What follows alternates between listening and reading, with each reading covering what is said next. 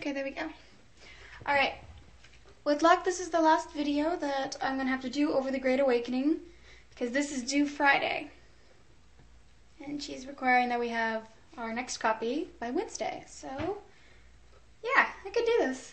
I turned in my final copy, well, my sort of final copy, and she gave me really great things about what I need to change. She told me to make a thesis. She told me about all the grammar mistakes and the runoffs, because I have a big problem doing runoffs. And, yeah, before I realized what the homework was, I actually already went through and corrected everything here. But I did not correct her notes over here, like what she wanted me to change. I mean, I changed all the grammar mistakes and stuff, but you know, like this is stuff that I need to add to my essay. And as I went through it, I realized that I didn't add any quotes from Foner or from anybody. And so, yeah, that's what I'm going to be doing. I actually already went through Contending Voices, and I labeled the places where either Chauncey or Davenport gave really good quotes, or people gave really good quotes about them. So that's already pre-labeled with like C, Chauncey, Davenport, Chauncey, Davenport, Davenport. And that is what I'm going to be doing for this next 15 minutes, because I've already revised everything else. Go me! I'm going to finish this in time. I'm a big procrastinator, so it's nice to have things almost done on time. Okay. Going to start off with what I highlighted in my textbook. This is being rented textbook, but we're allowed to highlight in it. Go school. Oh, this is more about, it says, we behold the very near approach of the end of the world. Many are dropping down to hell. This is a quote from Davenport. And I'm going to put it where Davenport talked about how we were all going to hell. Where was it? I believe it was paragraph 2. Yeah. No, this is about the Great Awakening and what it did.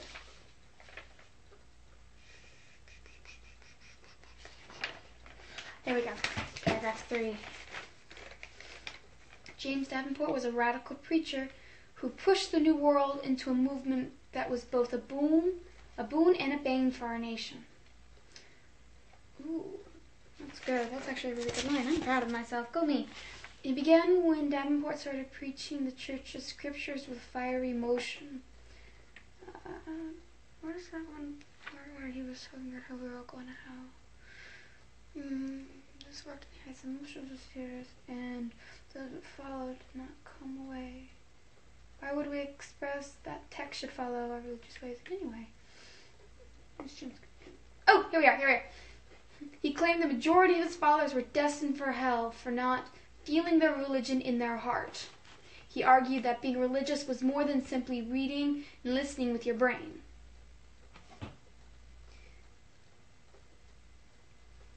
That's actually a really good spot to put it. So,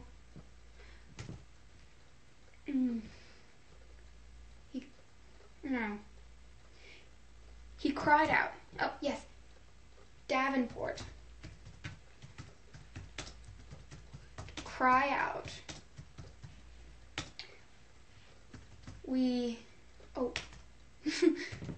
Yeah, we need to put quotations. We behold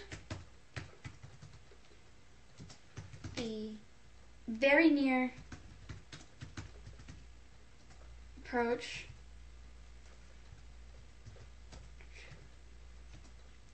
of the end of the world. Of the end of the world. Comma. Many.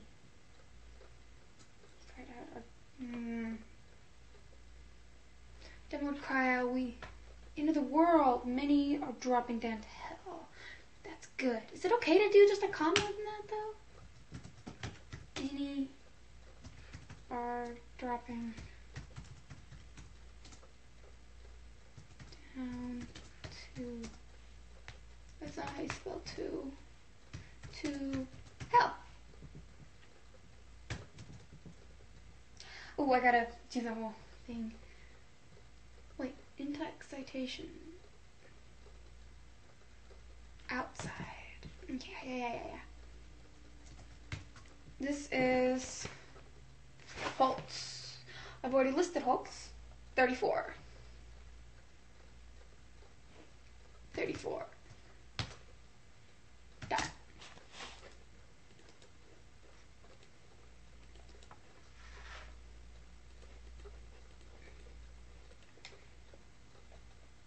We behold, okay, Davenport would cry out, we behold the very near approach of the end of the world. Many are dropping down to hell.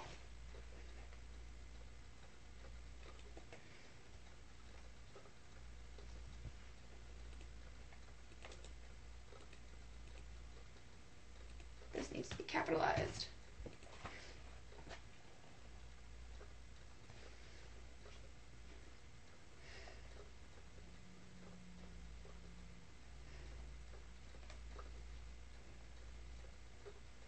Feel it. I should change it since I added that line. The congregation needs to feel it in their hearts and fear it in fear where they could possibly sin. Ooh, what if I changed to feel it in their heart and fear it in their head? In fear hell. Should I make hell capitalized? Should we make hell capitalized? He did. In fear hell in their head. That sounds a lot cooler than I didn't do hell. There we go. Got to capitalize that. That's important. I would cry out. I think you had a comma there. Okay, well, that's that page. This is still recording. Good, it's still recording. That page, and that means one Davenport down. Yay. I should have probably not torn that. That could have stayed. Yeah, I already listed the page number. I'm good. Okay, next is Chauncey. I found this really great quote that his friend did. The cerebral Chauncey distrusted emotion as much as he valued reason in moderation. Yeah, I think that's a pretty good one. Here we go. Rubbed the wrong way. One of his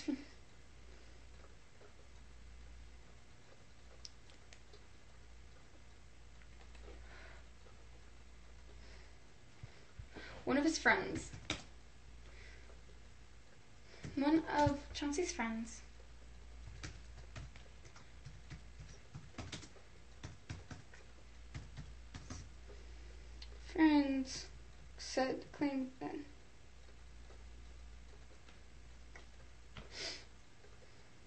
Claimed that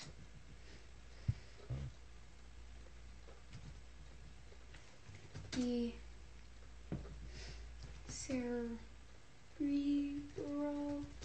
Maybe that's not the best line for it. A man named Charles Chauncey was rubbed the wrong way.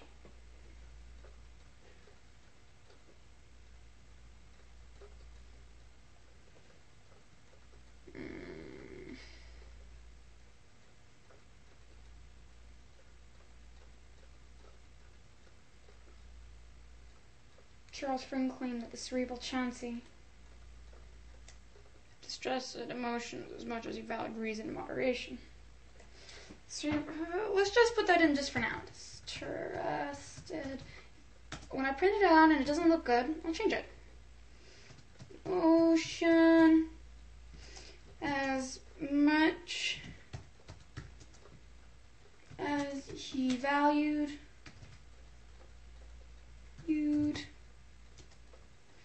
reason in moderation. H. Oh yeah, that's right, because he only ate Whole Foods and stuff. Oh.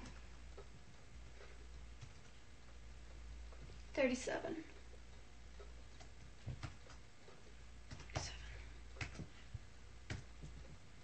Spills these days. Charles No, he spent most...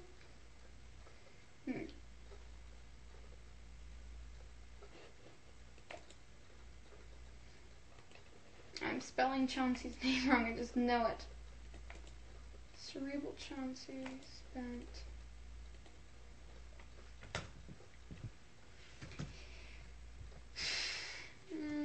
Charles Chauncey.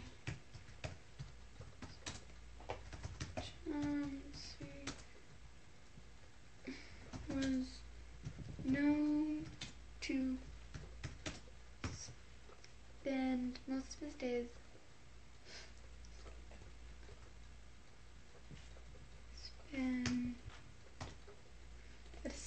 I'm changing it to spent. Instead of spent, I'm changing it to spend. Charles Chauncey was known to spend most of his days in Boston, where he was a member of the American Continental Congress. Ooh, I can add that, and the Old Light. Old Light. I needed to add that. That was important. Chauncey! Yep. Chauncey. He was a member of American Continental Clergyman and the Old Light. Next. Who's next? Oh. That one song. I actually didn't find any good quotes in, labeled a no. No. I actually didn't find any really good quotes in Davenport's song. He had another one, but I don't know where it is. He gave a speech. It was like fire and brimstone. I was going to use some of that, but then I found that one quote from the beginning, and I was like, this is much better. Oh, another one of Chauncey's. Okay. And, this one is where he was talking about how emotionalism is bad. 'Tis a kind of religion, fermency, and evidently discovered itself to be so whenever it has rise to any great height. Oh, and here's my quote. And much to be pitied are the person who are seized with it. So he's pretty much saying, like, if you believe in emotionalism in church, you're to be pitied. You're an idiot. Pretty much is what he's saying.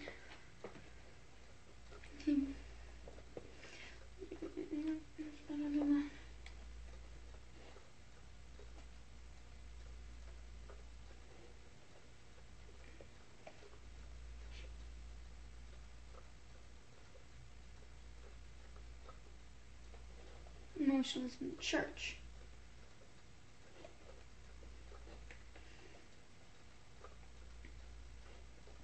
Problems as well.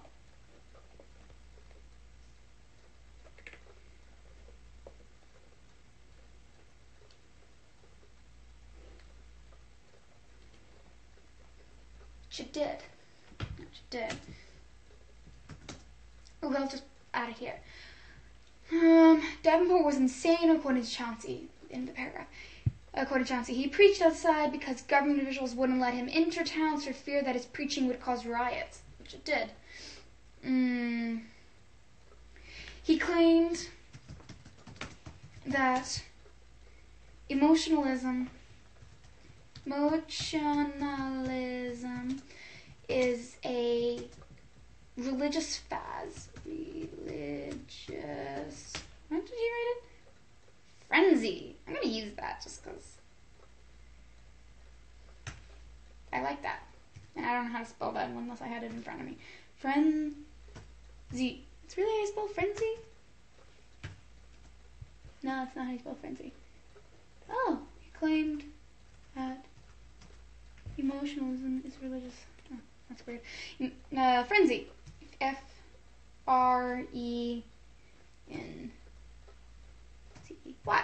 He claimed that emotion is a religious frenzy. And evidently discovered is a religious frenzy.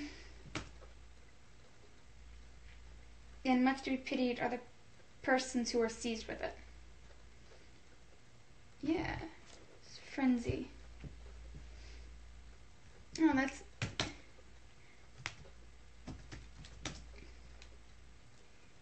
He spoke. I'll change that to spoke. Let's see if that works. He spoke. It's not how you spell spoke. how you spell spoke, that emotionalism is a religious frenzy. No, that's how you spell frenzy. I guess that's not how you spell frenzy. I'll change that later. And how much time? Oh, I went over 15. Pretty much I'm just going to add, and much to be pitied are the persons who were seized with it. And then my last one is just Davenport. It's just his in claiming thing, saying like why he did what he did and saying like I'm sorry. Although his apology was actually pretty good. I mean, I'd forgive him, I guess. Of course, I wasn't alive back then, and I wasn't probably less likely to burn my pants off. But that's all the time I have, and this is probably going to be my last video, so be good, people of the world.